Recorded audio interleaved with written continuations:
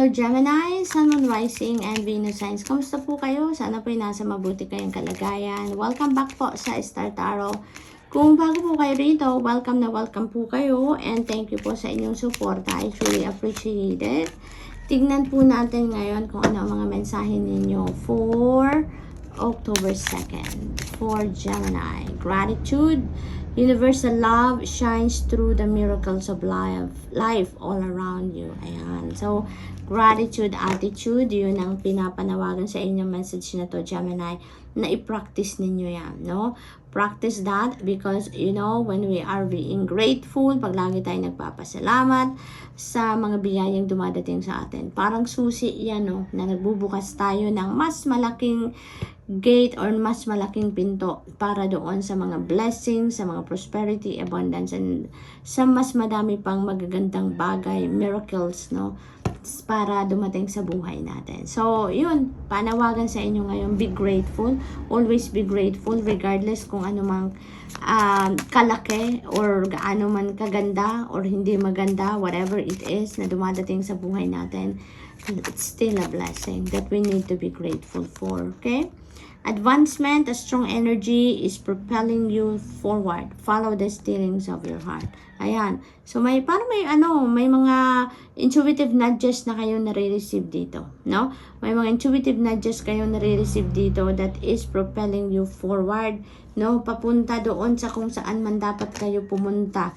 Kung ano man ang nararapat ninyong gawin para maaring mag-manifest kayo ng mga pangarap ninyo, para na makapag-manifest kayo ng mga heart's desires ninyo. Parang meron na kayong may push na kayo may gabay na kayo kung saan direction kayo dapat pumunta, no? So, yun, pay attention to that, Gemini, mga intuitive messages, intuitive nudges, napakinggan ninyo yan. Kasi maaring ito na yon. Kung yun ang pinagdadasal ninyo na igabayan kayo papunta doon sa kung saan man yan, you know, kung anong kailangan ninyong gawin, ito na yon. May mga nudges na kayong nare-receive dito. It's up to you now to access that, no? Reflection, see all aspects of yourself through the reflection of one who mirrors your hidden self. So, this may be what you need ngayon, Gemini. Kasi maaaring marami din kayong iniasikaso, marami din kayong ginagawa. So, you may need to step back a little from that. Do some kind of reflection dito nang sa gayon. You can listen to yourself. You can listen to your intuition dito nang sa gayon ma-access ninyo ang mga mahahalagang gabay na pinapadala na sa inyo dito ng Divine Universe, Gemini. Okay? Fruition, there is an assurance for you. Rest assured, your dreams and visions will come to fruition. See?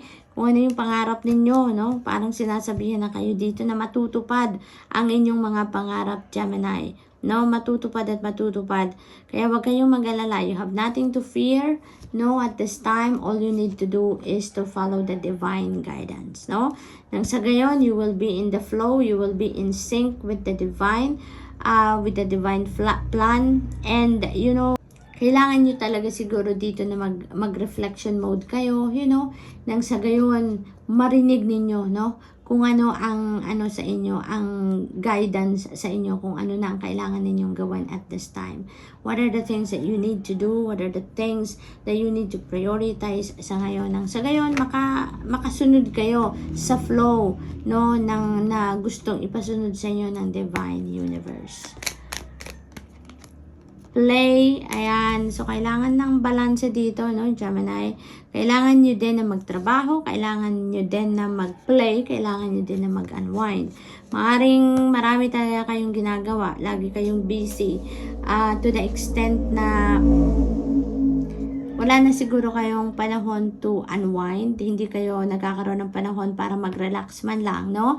So, ngayon, that is an invitation for you to also play aside from working, aside from pagsisikap na maghanap buhay, mag-provide for yourself and for the family, you know. Also, kailangan ninyong bigyan din ng konting panahon ang sarili ninyo, no? Mag-recharge kayo, mag-unwind. Kasi, di ba nga, lahat naman ng bagay may tamang panahon para dyan, no? There's also time for work, there's time for family, there's time for yourself, di ba? There's time for friends. Kaya ngayon, this is a reminder for you, Gemini, na all work and no play makes Jack a dull boy. Kaya, it's time to play, it's time to unwind, it's time to chill din para sa inyo at mag-rest. Ayan, it's time to rest din, Gemini. Parang ang calling sa inyo dito, balance talaga. Balance, no? Kailangan talaga ninyong bumalik sa sentro ang sarili ninyo dito nang sa gayon maging maayos ang lahat, maging smooth sailing ang mga ganap sa buhay ninyo.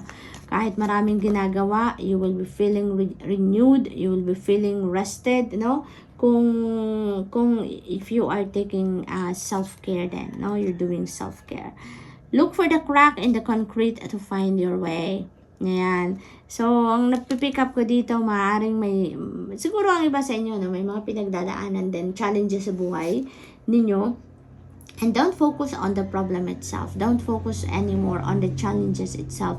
Hanapin natin kung ano, yung positive aspect ng inyong sitwasyon. Hanapin natin yung silver lining of your situation, no? At doon tayo humugot ng inspirasyon, doon tayo humugot ng motivation for us to find the solution dyan sa problema, kung meron mang problema. Or to find a way out from that challenges sa buhay, no? Gemini, what else? We have surprises. Ayan, may mga miraculous events, miraculous moments dito na maaring mag-unfold sa buhay ninyo, Gemini. So, maaring mga answered prayer ninyo, maaring ito yung mga bagay na kailangan din ninyo ngayon na maaring pinagdadasal ninyo. So, maaring ito yon. So, surpresahin kayo ng Divine Universe, no? So, Gemini, that's all I have for you for today. I hope nakatulong ang mga mensaheng ito in some way. Thank you for watching. Love and light. Namaste. Hello Libra, Sun, Moon, Rising, and Venus signs. Kamusta po kayo? Sana po nasa mabuti kayong kalagayan. Welcome back po sa Star Tarot. Kung bago po kayo rito, welcome din po kayo. And thank you po sa inyong suporta. I truly appreciate it. God bless you all po. Tignan po natin ang mga messages ninyo for October 2nd. Unang message po ninyo is courage. Ayan. So, live your life fearlessly with courage, strength, and determination. Ayan. So, courage will be, activated within you, Libra, no? Yun din ang panawagan sa inyo dito, no? Na huwag kayong matakot, no? Live with courage, fearlessly, no? With strength and determination. Nang sa gayon, ay magawa ninyo kung ano yung mga gusto ninyong gawin, kung ano yung mga pinaplano ninyo for yourself. Hindi kayo mapipigilan na gawin yon kung kayo ay determinado, kung kayo ay malakas ang loob, matatag ang dibdib ninyo, yung mga ganun. So, go for it, Libra, no? Activate your courage and inner strength sa buhay ninyo. Nang sa gayon ay magtagumpay kayo sa buhay, magtagumpay ang lahat ng gusto ninyong gawin sa buhay, no? What else? We have no limitations. You are celestial being with unlimited potential. There is so much for you to share. So, napakadaming potential ninyo. Punong-puno kayo ng tricks on your sleeves. Kung baga, Libra, parang ang dami na ninyong baon dito sa mundo. Ang dami ninyong kailangang i-share sa mundo because maybe those are your talents, your skills, your gifts na binigay sa inyo ng Divine Universe na kailangan ninyong i-share sa iba, i-share ninyo sa mundo, and you will inspire many people. You can help many people through them as well, no, Libra? Patience, be patient and allow destiny to unfold at its own pace. So this is a beautiful reminder din sa inyo, Libra, na mag-practice tayo ng pasensya, no? Maging pasensyoso at pasensyosa tayo dahil alalahanin natin na hindi naman lahat ng bagay ay kontrolado natin. Hindi lahat ng bagay na gugustuhin natin ay mangyayari the way we want it or mangyayari sa timeline na gusto natin. Because the fact is, diba, lahat ng bagay nangyayari according to the divine order and timing. Kaya minsan, kahit anong pilit natin, kahit anong insist natin na mangyari ang mga gusto nating mangyari, diba, talagang hindi rin nangyayari because maybe it is not the right time pa or maybe it is not for our highest good, di ba? Maari din ganun. So, ang imbitasyon sa inyo dito, practice more patience and just allow destiny to unfold at its own pace, no?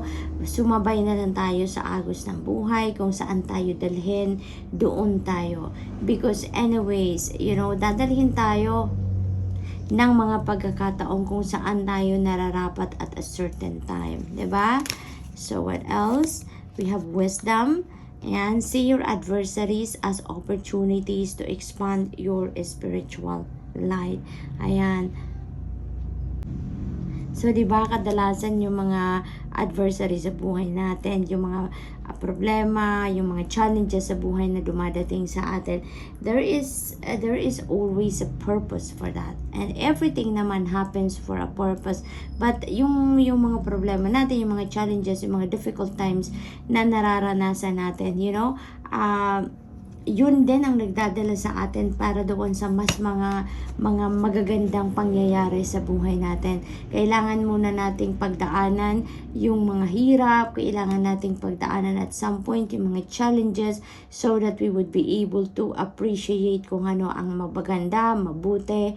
Kasi parang yung ano lang yan, yung hindi natin ma-appreciate ang tagumpay natin kung ni minsan hindi tayo bumagsak, ni minsan hindi natin naranasan ang mag-fail, diba? Parang ganun lang yun. So, Libra, we have bloom. Ayan. So, you are going to bloom. Alam niyo yun. Because you have too much potential sa sarili ninyo. Ang dami ninyong talents, ang dami ninyong gifts, ang dami ninyong skills na bit-bet sa sarili ninyo dito, Libra, no? And ngayon, parang ito yung panahon ninyo para mag-thrive. Ito yung panahon ninyo para mag-grow. Ito yung panahon ninyo para mag-evolve kayo into the best version of yourselves, no? Gamit ang inyong skills, talents, and gifts, no? Gamit ang iyong potential. So, it feels like there are going to be opportunities and possibilities coming in towards you around this time, Libra, na talagang maglalabas, no, ng inyong full potential. Kaya naman, may pagkakataon dito kayo na mag-bloom kayo ngayon, mag-thrive kayo, no, mag-expand. And you are going to be led to your success. Magtatagumpay kayo sa kung ano man ang gagawin ninyo sa ngayon, ano? Kung ano man yung mga endeavor ninyo, ano man yung mga binabalak ninyo para sa sarili ninyo na maybe you're going to start to do that sa ngayon, or maybe napagsimulan nyo na or nakapagsimula na kayo sa mga ganon. It feels like, there is a success, no, na makakamit kayo around this time, no? Merong tagumpay, merong kayong victory energy dito sa inyong horizon. Generosity, ayan, yun din is going to be at play around this time din, no? Sometimes din yung generosity, it's a cycle, no?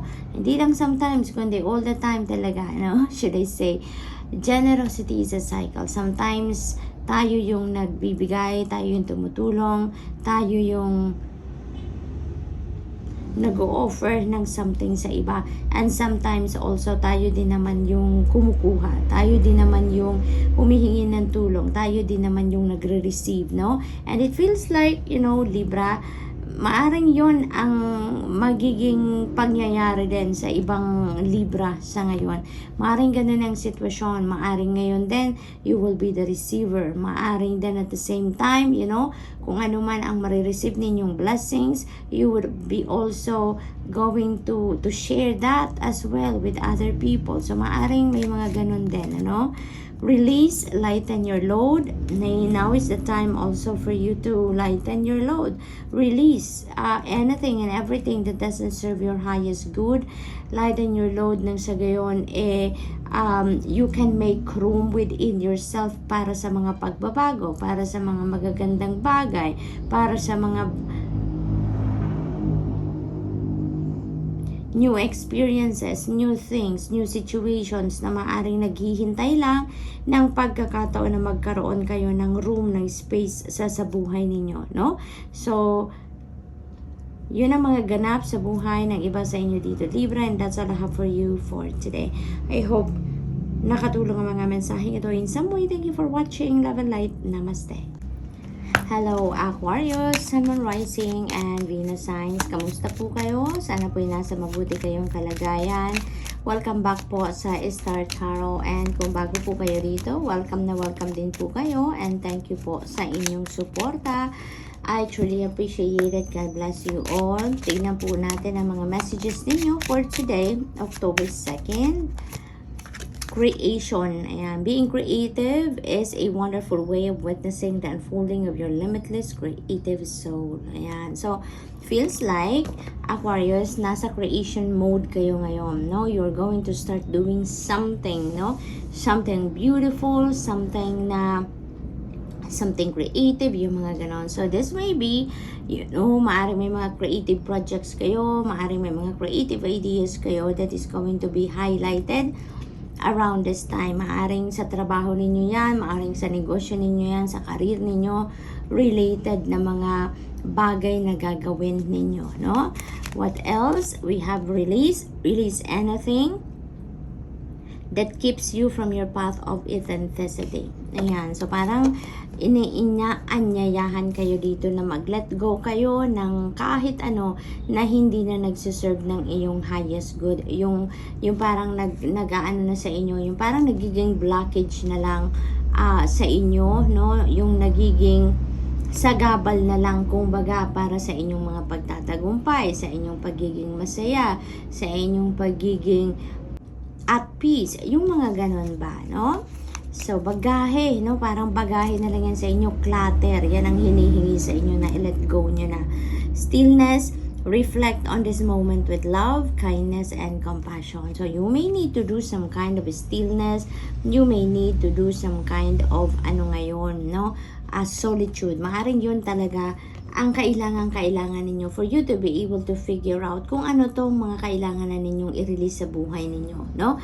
Kasi maaari din, di ba minsan may nararamdaman tayong parang punong-puno na tayo, parang naiinis na tayo sa sarili natin kasi parang ang pakiramdam na natin, siksik na tayo, no?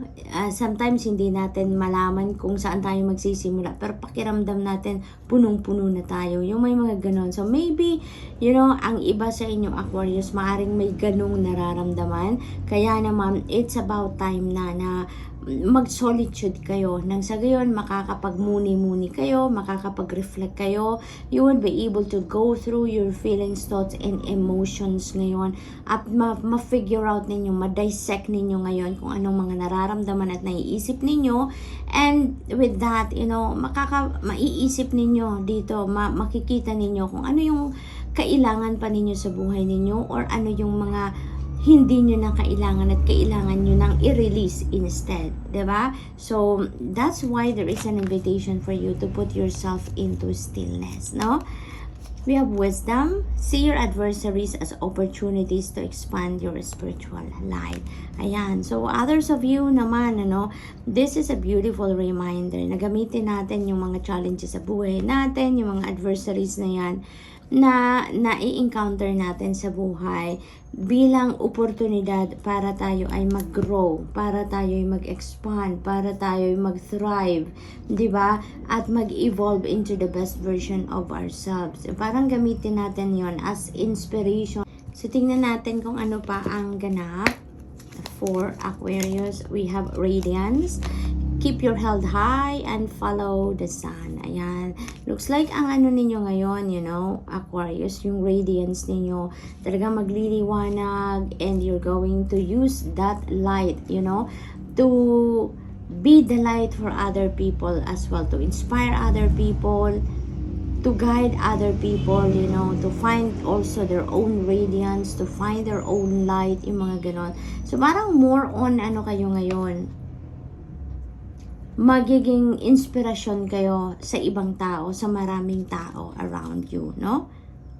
We have bloom and attract more than butterflies. Ayan. So, feels like talaga, you know, Aquarius, parang mag-aano kayo ngayon. Ngayon ninyo i-display yan, no? Your radiance, yung pag-expand ninyo, yung pagta-thrive ninyo, that will be on display sa ngayon, you know? Parang mas magiging matured na kayo ngayon, parang mas magiging maganda na kayo ngayon, inside and out. Alam mo yon, yung parang napakaganda ng pag-i-evolve ninyo as a person, and maybe that is going to be on display ngayon. Maaaring makikita na yan din ng mga maraming tao, you know, ang pagbabago ninyo. Maaaring there is a personal transformation going on dito for some of you Aquarius, no? With all these things na happening sa buhay ninyo, no? Yung mga inner work na gagawin ninyo, yung mga ganon. So, adapt. You will get yourself where you want to be. Yan, makakarating kayo kung saan man kayo dapat kasi napaka-adaptable ninyo, napaka-flexible ninyo, you know? Parang in other words, sinasabi sa inyo na dahil sa pagiging adaptable ninyo, you know, magtatagumpay kayo. Kasi kahit saan kayo ilagay, nakakapag-adjust kayo ng mabilis, kahit saan kayo makarating, yung parang hindi kayo nahihirapan na talagang nakakasabay kayo agad-agad sa kalakaran ng buhay dyan, no? New beginnings, ayan, don't be afraid to start small, Aquarius, may mga new beginning energy kayo. Ang nakikita ko din dito, Aquarius, kung ano man yung sisimulan ninyo sa ngayon, ano, kung ano mang endeavor na yan, you are going to bloom, no? You are going to succeed, you are going to grow slowly, dyan hanggang sa talagang sumikat ka, hanggang sa gumaling ka, at saka talagang magta-thrive ka kung ano mang bagay itong sisimulan ninyo, Aquarius. You're going to be victorious in the end, no? So, yun ang aking napipick up dyan. Good luck, and that's all I have for you for today. I hope nakatulong ang mga mensaheng ito in some way. Thank you for watching. Love and light. Namaste.